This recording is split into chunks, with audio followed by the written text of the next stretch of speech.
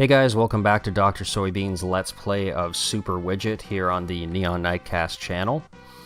And continuing on with part 2, we're now going to go to the volcano world.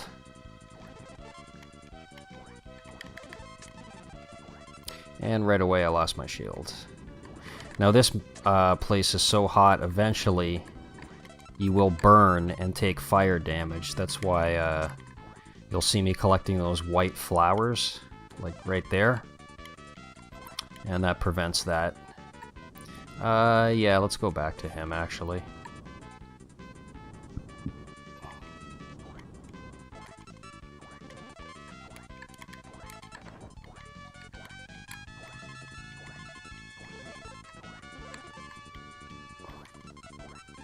Shit, touched the ceiling there and took some fire damage.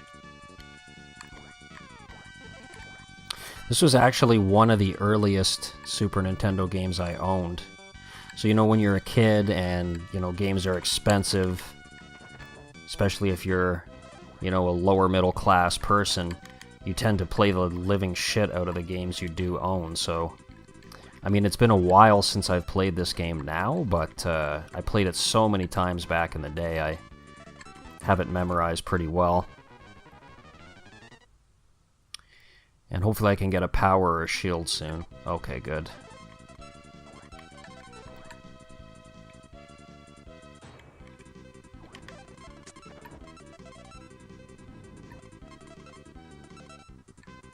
Not good to wander around as naked Widget. Let's get that flower.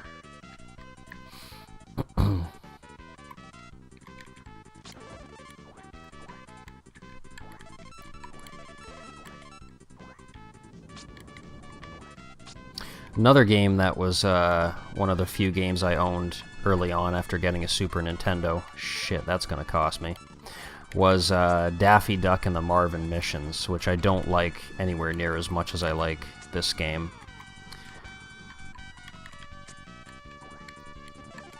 I actually find that game extremely hard. It's been years since I've tried to play it, but I remember it being very difficult and very frustrating.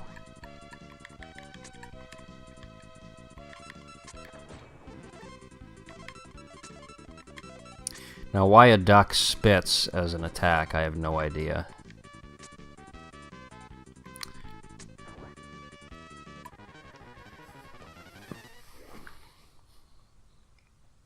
Okay, time for another boss. Now, I want to fight him as the super power, but strategy-wise, the thing to do is get this first, so I'm at the second level of the power.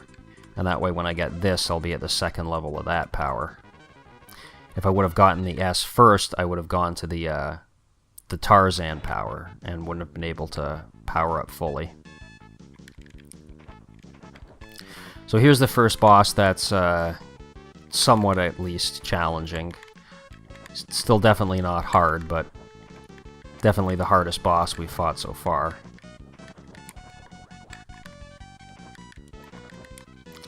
And that's why you want the superpower here, so you can easily strike him while he's flying. He's gonna dive at me now. And that's it for him.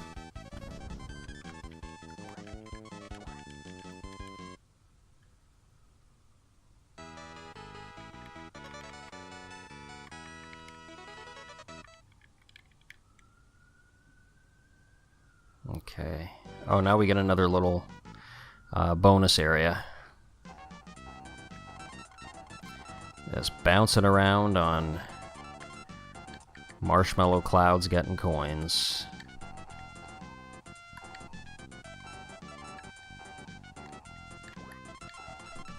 I'm not going to bother getting everything here, guys. We're doing really well for lives. As you can see, we've got 12. So, not too concerned. In fact, I think that's enough.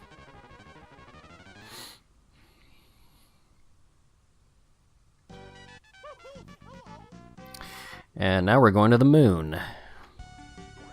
And you can see the gravity on this level is, well, like the moon. And oddly enough, the octopus is actually a good choice for this level.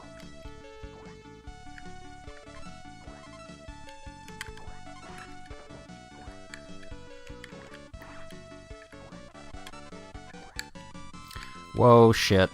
That's not good.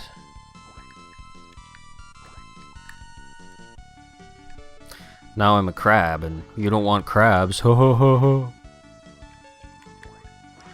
I apologize for that.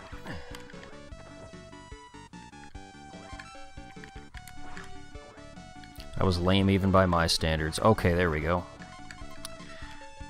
Well, there's our first death.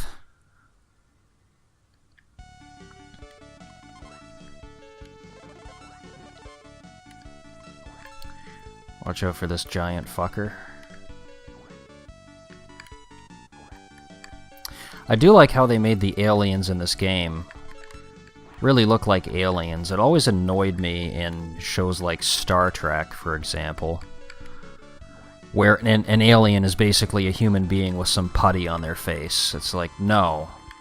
Aliens would probably look really, really fucked up. Aliens would probably look more like this guy, rather than a human with some distorted facial features.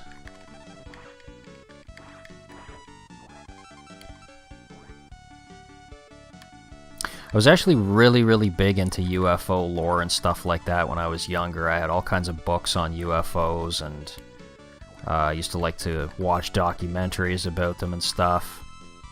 It's still interesting to read about, even if you don't obviously believe everything. Whoa, that could have ended badly.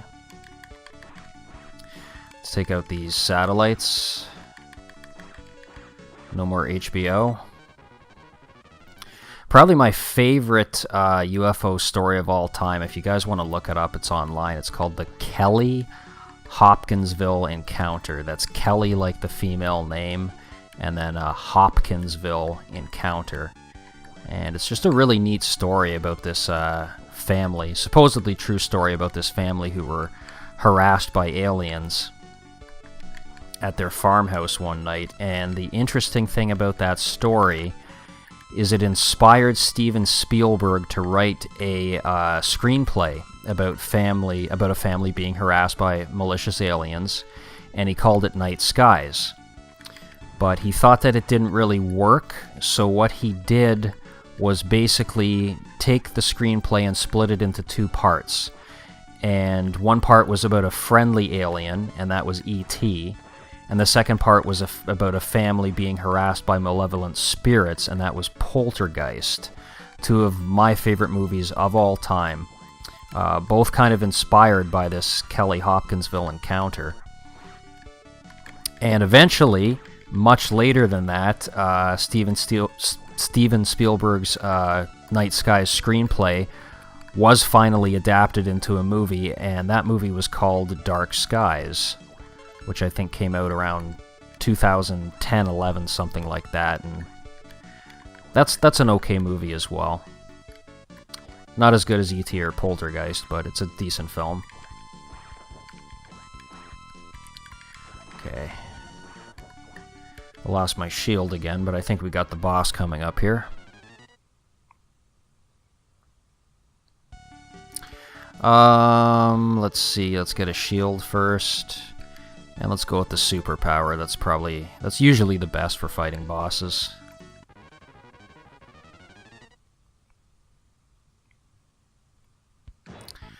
Okay, now we're fighting a robot turtle.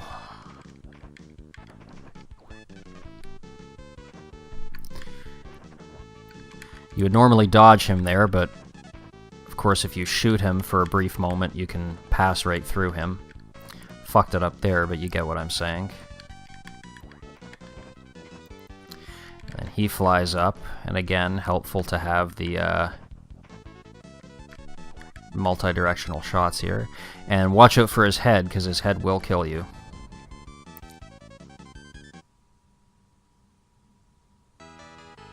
Alright, I think that's a good place to call it a part 2.